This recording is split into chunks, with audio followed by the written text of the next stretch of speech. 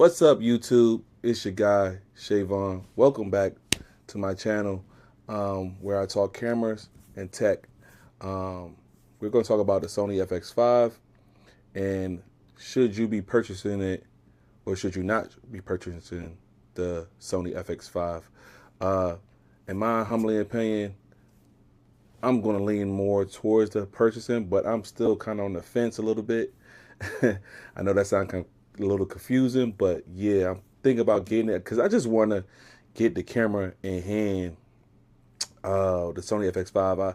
I really don't like pre-orders, man. I really don't like pre-orders. But if I got a pre-order, and on top of that, when they wrote back on X saying that the camera is going to be a little bit delayed due to the fact that they have to get more materials to fulfill all the orders on a Sony FX5. Um, but I'm leaning more towards the getting it. But there's a lot of been like rumors and people saying, hey, stick with the camera you have, and that's totally fine. Stick with the camera that you have. Like, if don't use and go upgrade another camera unless you're gonna like it's gonna make you better. And like in my case, I got the Sony ZV-E1, which is only meant for like vlogging and everything. So it's good. It's a good camera. It's the same sensor, the Sony FX3, and then but you're gonna have a little bit of limitations on that camera, far as when it comes to like actually doing film, and and then those are the shortcomings that I had with the camera, like having it outside. I had to wear to try to record, and it's like I live in Texas, and in the state of Texas, you already know, it's like just the other day it was like 110 degrees, 105 degrees. Um, so it gets really hot. And so with that camera being out, you're trying to record, it's going to shut down. It's going to give you the overheat sign, even though you throw it up, in super high mode, far as, having everything high on the camera. But then I got the Sony A7 IV. The A7 IV, it's not really meant to be a video camera, even though you can use it as a video camera. It don't overheat. It overheats, but it just like it still have its limitations. It's not like a cinematic cinema camera that you really need to, like the Sony FX3 or the FX2 or the FX30. You need those cameras that have the built-in fan or that could withstand the heat dissipation that comes for the camera. So you got the Sony A7 V that came out. You have the Sony A7R6 that came out. So those cameras are like changed differently with the batteries. But with me buying a Sony FX5, I believe that this will fix a lot of issues with my style that I'm trying to shoot. And I've been wanting a cinema camera. I could have been got a Sony FX3 with two camera bodies that I got. I got an A7 IV and I got a ZV-E1. So with those two alone, I could have easily got a Sony FX3. But people were saying that it wasn't really a cinematic cinema camera. Then I didn't want to just have one body of cameras. I want every style of body so I could do my photography, because Sony FX3 is not really a photography camera, even though people use the photography style on that camera because they got it into a mirrorless body. But a Sony FX5 is more so that upgrade where it just focused on video, like just video alone. They said that was going to be an update coming to the future. It could be like in August, what they said next year time frame. So we'll see.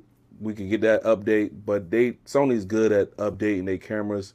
And when they say they was going to update it, they either do it before or they do it a little bit later with, much is expected. Man, I'm shooting on this DZO 35 millimeter lens. It's looking really good. But yeah, the Sony FX5 will fit all the things that goes on with me, in my opinion, on how I need to shoot. It will have the dual gain, which I need. I need the open gate 5K. I mean, all the internal raw. I mean, to really color grade just color grading would be crazy because I'm gonna be honest, I don't know how to color grade. I don't know how to color grade, but that right there would set the tone for the camera for me, because Sony cameras are actually like real difficult to like separate them apart. And see, when you bring in that Sony Venice and that 16 megapixel and the Burano style of things that are going on with the Sony FX5, and then you got a 16 internal RAW, that right there separates the whole camera from the rest of the pack. Like that right there will bring it to the the color fidelity that you need to do to like drop your shadows and uh, push your colors in so many different ways. It's like it could do a lot, and I suck at color grading. I hate color grading. I really do. But if someone could break it down to me, I'm willing to listen and learn. But color grading, that's why people buy these LUTs. Like the Sony ZV-E1 that I got right now, it have a LUT on it. So I really don't have to do anything too much to it besides just throw the LUTs, import the LUT inside the camera, and it's plug and play. The A7 IV doesn't have that. So I can't really plug and play with the A7 IV. And I'm mad because the FX2 came out and the A7 II, I think they added those LUTs features into those cameras, and the A7 IV is like way before those cameras, but that's the difference because now they have the AI chips into those two cameras, A7C2, you got the FX2, so the Sony FX2, so it's like those cameras have the technology to get the upgrades unless they change, some things, and that's going to take a while if they ever do that for the A7 IV. I hope they do. That'd be great. But if not, I'm looking to probably trade those two in eventually. The Sony ZV-E1 and the A7 IV, maybe eventually. But I would like to have every camera body for every situation. And so the Sony FX5 will be that perfect camera for cinema, solo filmmaking. Get out there in the world and just start taking your camera, and then it's not going to fail. You got the high top tier camera. So my humble opinion is just, gear don't matter, but gear do matter in the sense of what your needs and your cases that you might want to, shoot and how you need to shoot. But a Sony FX5 for me would be a game changer as far as the color fidelity, changing the colors, manipulating things, shooting longer. Of course, like I'm gonna have to upgrade my storage, my storage cards, but that would be great because I mean I would just buy that, plug and play. I got a couple great card 90V cards, so that would be just a plug and play situation with me. But that camera will set the tone, and it's gonna be that FX3 what it was back in the days. It was the FX3.